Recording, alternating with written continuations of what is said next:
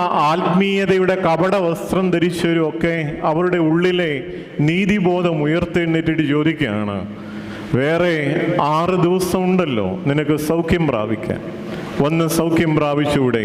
എന്തിന് ശാബത്തിൽ വന്ന് സൗഖ്യം പ്രാപിക്കണം? കർത്താവ് നിസ്സാരമായിട്ട് ഒറ്റ ചോദ്യമേ ചോദിച്ചുള്ളൂ. നിങ്ങളുടെ കാളയോ കഴുതയോ ഈ ശാബത്ത് ദിവസം നിങ്ങൾ തൊഴുത്തിൽ നിന്ന് ഇറത്തിക്കൊണ്ടുപോയി അതിനെ കുടിക്കാൻ കാടി കൊടുക്കാറില്ലേ?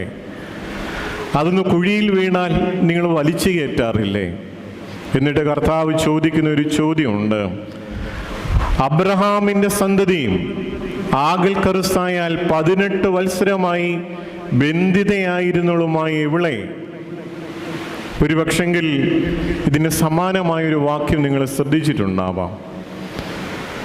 അബ്രഹാമിൻ്റെ സന്തതി എന്ന്